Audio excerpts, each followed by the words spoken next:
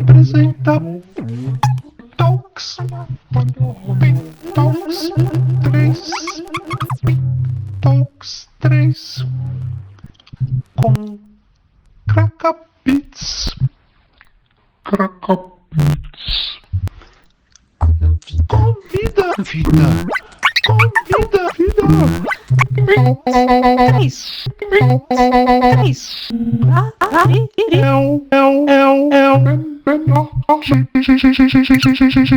Gilberto Ferreira. Pink umbrellas.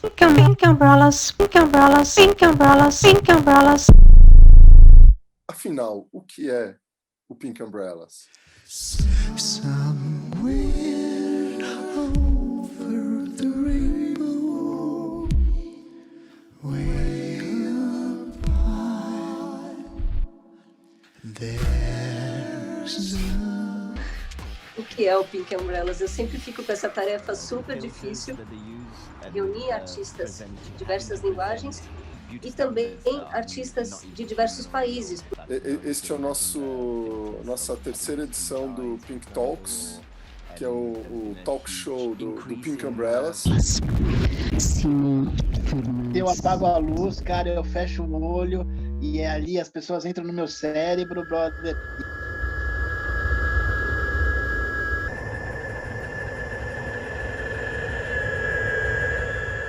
E a sua música tá onde, cara? Cara, a minha música é muito louco, porque eu trabalho numa pegada que não é fazer música, mas é direcionar, né, ajudar os músicos a achar caminhos, né, de por que a gente está fazendo isso. Acho que eu sou o cara que fala por que a gente está fazendo Beethoven.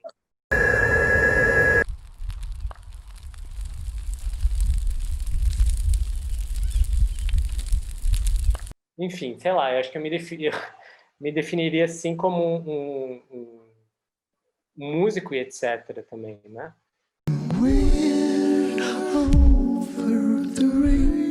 E aí também essa responsabilidade, né? É muito louco, porque arte política, né? É onde está essa intersecção, e acho que nas coisas práticas assim também. A gente também fazer uma escolha de chamar um artista que não só vai criar, né, algo que a gente gostaria aqui, mas que precisa, né, talvez. E acho que isso também é política na arte, de alguma maneira.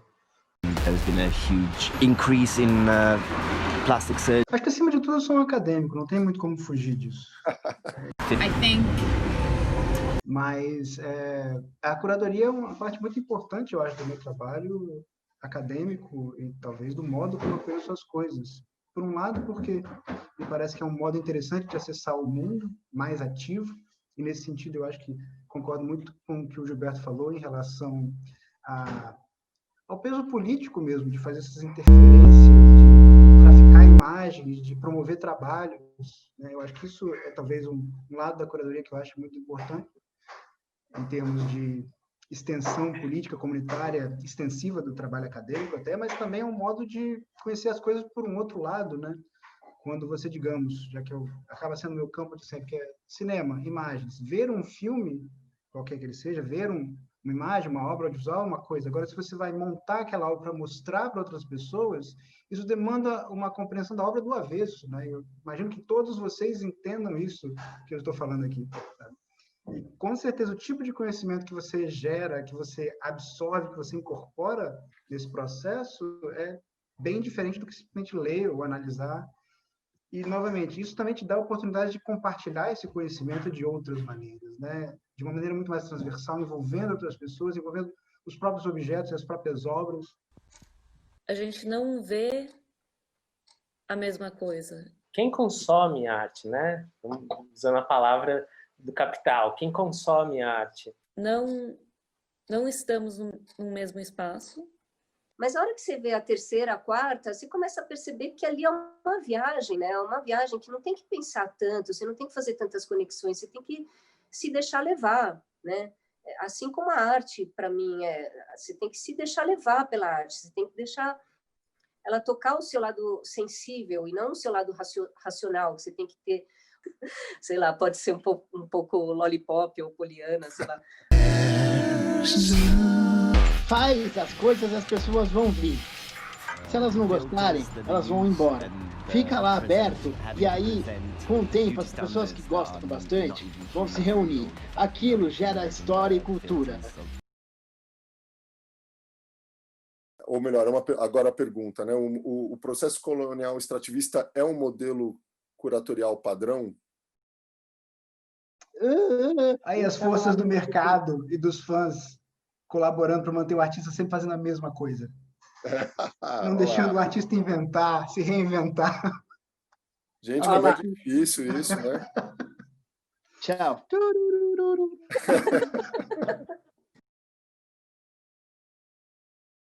O processo museológico natural, né? A coisa todo do museu europeu que vai extrair riquezas culturais de outras das colônias e levar para lá e apresentar aquilo num espaço neutralizado, né? Que justamente esconde esse roubo, essa pilhagem colonial, né? E toda a lógica do espaço de exposição moderno estende um pouco isso a tudo do mundo, né? Tudo que está no cubo branco meio que está como se estivesse dado sempre ali, né? Menos extrativistas, né? Especialmente vetores que se voltam contra a Europa ou contra essa instituição colonial, os antigos impérios, né? Eu acho que a gente tem uma riqueza muito grande de produções artísticas, de artistas trabalhando nesse sentido ultimamente.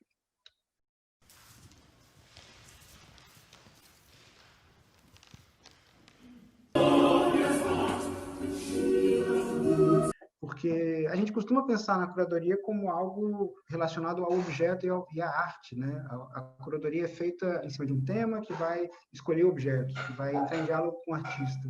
Mas, às vezes, a curadoria ela pode ser pensada a partir de para onde ela vai, né? Para quem ela fala. Então, em vez de você, tipo, eu quero fazer uma pesquisa sobre tal tema que vai itinerar por vários museus. Você faz um projeto curatorial para um museu X ou para uma comunidade X e você mostra o que você acha que aquela comunidade tem que ver. Era água. Era água. Era água. Era água. Era água. Era água. Era frio. Eu era o tempo e a falta dele. Mas isso que a gente chama de arte elevada, não sei o quê, é como que ele se esvaziou um pouco, né? A partir do momento em que surge isso que você aponta como recortes, né? E parece que está impossível a gente, não, neste momento, quem se autodenomina artista, não se questionar assim, mas por que eu estou fazendo isso aqui?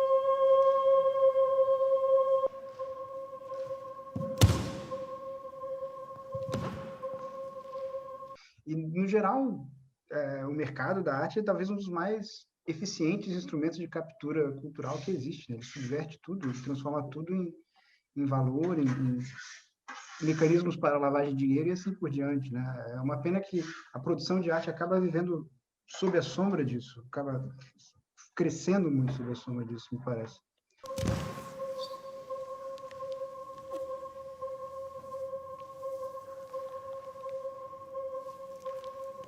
A tendência que eu vejo muito forte atualmente é esse apelo, ou esse recurso à narrativa, à mitologização, à ficção científica até, como um modo até de imaginar futuros possíveis, de tentar...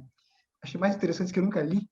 Na verdade, não era um artigo, era tipo um white paper, era tipo um relatório de pesquisa, era de algum grupo no Reino Unido, que analisava como é que investimento em arte, editais locais, por exemplo, eles tinham um resultado financeiro relevante a longo prazo. Sabe? Você investir em arte X, em formação de artistas independentes, produções independentes na sua cidade, ele há 3 anos isso ia refletir de uma maneira impactante, não só em termos, sei lá, de felicidade e alegria, né, mas também em termos econômicos mesmo. E era muito um documento que servia para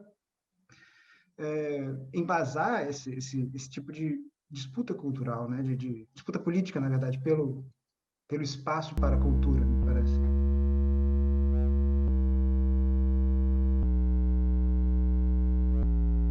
Agora a gente está assim, senta, fala então. Orçamento. Tem um problema, né, que é uma barreira muito grande entre as instituições e as pessoas que comandam instituições e o que está sendo criado hoje.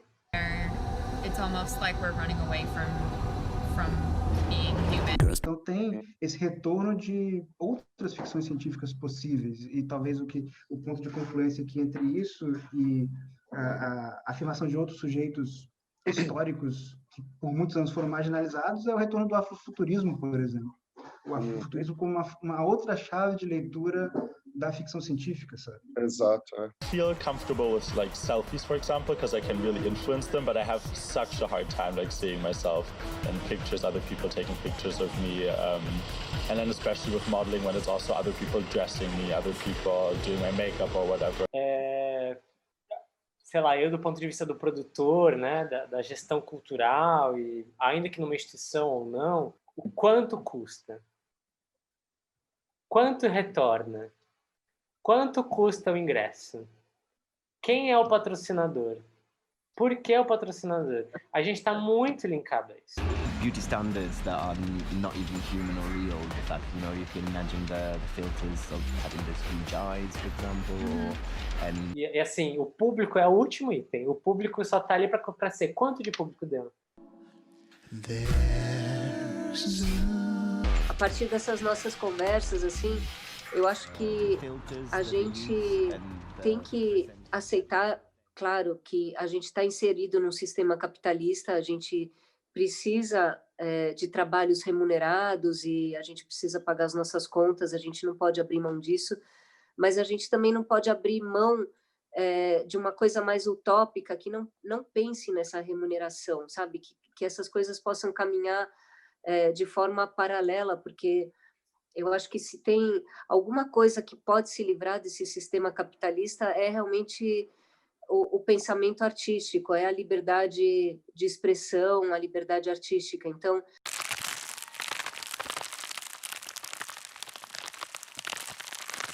comentar se vocês preferem coentro ou salsinha.